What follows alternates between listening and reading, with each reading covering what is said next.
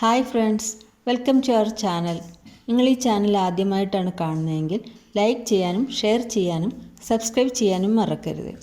അപ്പോൾ ഇന്ന് നമ്മൾ ഉണ്ടാക്കാൻ പോകുന്നത് ഒരു സ്പെഷ്യൽ പായസമാണ്, അരിപ്പിടി പായസം. അപ്പോൾ അതിനുവേണ്ടി ആദ്യം നമുക്കതിൻ്റെ പിടി എങ്ങനെയാണ് ഉണ്ടാക്കുന്നതെന്ന് നോക്കാം. അപ്പോൾ ഇതിനു വേണ്ടി ഞാൻ എടുത്തിരിക്കുന്നത് 1 ഗ്ലാസ് അരിപ്പൊടിയാണ് പിടി ഉണ്ടാക്കാൻ വേണ്ടിയിട്ട് ഞാൻ എടുത്തിട്ടുള്ളത്. അതിലേക്ക് ആവശ്യമുള്ള ഉപ്പും ചേർക്കുക. ഒരു പാത്രത്തിൽ വെള്ളം ഒഴിച്ച് തിളപ്പിക്കുക. അപ്പോൾ നമ്മളിത് പത്തിരിക്ക് വാട്ടുന്നത് പോലെ അല്ല ഉണ്ടാക്കുന്നത്, അതുകൊണ്ട് കുറച്ച് കൂടുതൽ വെള്ളം ഒഴിച്ച് വേണം തിളപ്പിക്കാൻ. പത്തിരിക്കാവുമ്പോൾ നമ്മൾ 1 ഗ്ലാസ് അരിപ്പൊടിക്ക് 1 ഗ്ലാസ് വെള്ളം തിളപ്പിച്ച് വെള്ളത്തിലേക്കിട്ട് വാട്ടുകയാണ് ചെയ്യുന്നത്. ഇത് നമ്മൾ അങ്ങനെയല്ല ചെയ്യുന്നത്. നമ്മൾ ഇടിയപ്പത്തിന് ഉണ്ടാക്കുന്നത് പോലെ കുറച്ച് കൂടുതൽ വെള്ളം തിളപ്പിച്ച് നമ്മൾ ഈ മാവിലോട്ട് ഒഴിച്ച് കുഴയ്ക്കുകയാണ് ചെയ്യുന്നത്. അപ്പോൾ നമ്മൾ വെള്ളം തിളപ്പിച്ച് കുറേശ്ശെയായിട്ട് ഇങ്ങനെ കുഴച്ച് കൊടുക്കുന്നുണ്ട്. അപ്പോൾ നമ്മളിത് നല്ല സോഫ്റ്റായിട്ട് വേണം എടുക്കാൻ. എന്ന് കരുതി ഭയങ്കര ലൂസായിട്ടും വെള്ളം ഒഴിക്കരുത്, വെള്ളം കൂടാതെ ശ്രദ്ധിക്കണം. അപ്പോൾ ഇതുപോലെ നമ്മൾ ഇങ്ങനെ ഉരുട്ടിയെടുക്കാൻ പറ്റുന്ന പരുവത്തിൽ വേണം നമ്മളത് എടുക്കാൻ. അങ്ങനെ കുഴച്ചതിന് ശേഷം നമുക്ക് കുറച്ച് സമയം അതൊന്ന് അടച്ചു വെക്കാം.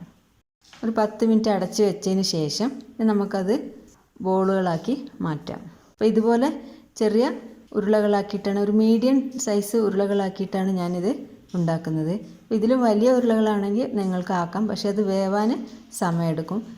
ചെറിയ ഉരുളകളാക്കുമ്പോൾ നമുക്ക് കുറേ സമയം അതിനു വേണ്ടി പോകും. അതുകൊണ്ട് ഞാൻ ഈ ഒരു സൈസിലുള്ള പിടിയാണ് ഉണ്ടാക്കിയിട്ടുള്ളത്. അപ്പോൾ നമ്മുടെ മാവെല്ലാം ഉരുട്ടി വെച്ചിട്ടുണ്ട്. എല്ലാം കൂടെ ഒരു പാത്രത്തിൽ തിങ്ങി നിറച്ച് വെക്കരുത്, കാരണം അതിങ്ങനെ മുകളിലായിട്ട് ഇരിക്കുമ്പോൾ അത് പ്രസ്സായി പരന്നു പോകും, പിന്നെ ഒട്ടി പിടിക്കുകയും ചെയ്യും. ഇനി നമ്മൾ അതിൻ്റെ പിടി ഉണ്ടാക്കുന്ന സമയത്ത് കയ്യിൽ കുറച്ച് എണ്ണ തേച്ചിട്ട് ഉരുട്ടുകയാണെങ്കിൽ നമുക്കത് കയ്യിൽ ഒട്ടിപ്പിടിക്കാതെ ഉണ്ടാക്കാൻ കഴിയും. അപ്പോൾ ഞാനത് ഒന്നായിട്ടൊരു പാത്രത്തിൽ ഇടണ്ടെന്ന് വിചാരിച്ച് 2 പാത്രത്തിലാക്കിയിട്ടാണ് വെച്ചിരിക്കുന്നത്.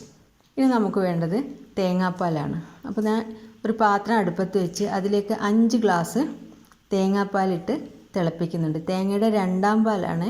1ാം പാൽ കട്ടിയുള്ളത് നമ്മൾ മാറ്റി വെക്കണം. എന്നിട്ട് ബാക്കിയുള്ള പാല് 2ാം പാൽ നമ്മൾ വെള്ളം ഒഴിച്ച് 5 ഗ്ലാസ് ആക്കിയിട്ട് അത് തിളപ്പിച്ചിട്ട് അതിലേക്കാണ് നമ്മൾ പിടിയിട്ട് വേവിക്കാൻ പോകുന്നത്.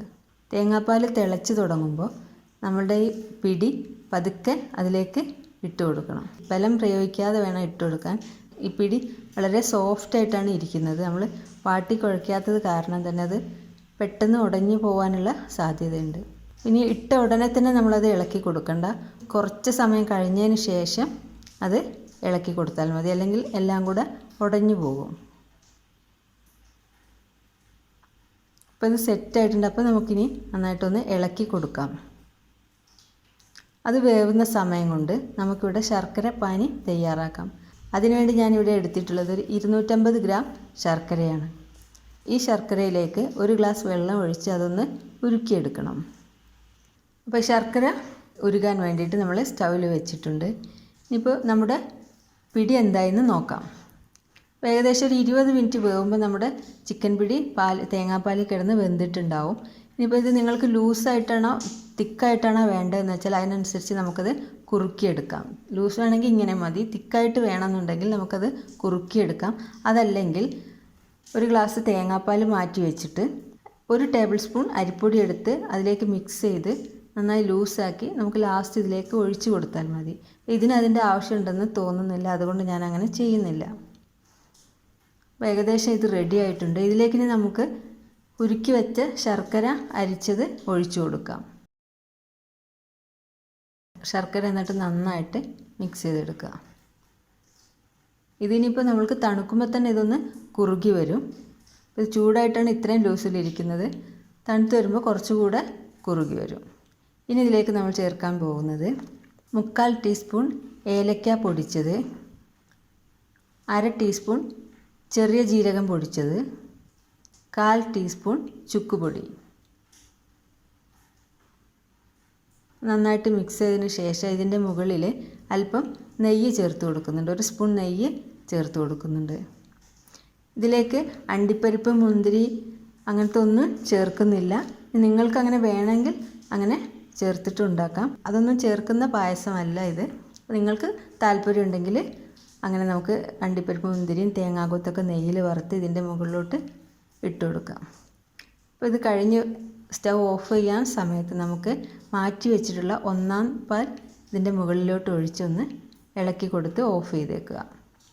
ഒന്നാം പാൽ ഒഴിച്ച് കഴിഞ്ഞ് അത് തിളപ്പിക്കേണ്ട ആവശ്യമില്ല, പാല് പിരിഞ്ഞു പോകും. ഇനി നമുക്കൊരു പാത്രത്തിലേക്ക് മാറ്റാം. അപ്പം നമ്മുടെ അരിപ്പിടി പായസം ഇവിടെ റെഡി ആയിട്ടുണ്ട്.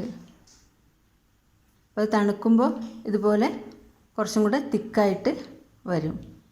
അപ്പോൾ ഇത് നിങ്ങൾ എല്ലാവരും വീട്ടിൽ ട്രൈ ചെയ്ത് നോക്കണം. ഇഷ്ടപ്പെട്ടാൽ ലൈക്ക് ചെയ്യാനും ഷെയർ ചെയ്യാനും സബ്സ്ക്രൈബ് ചെയ്യാനും മറക്കരുത്.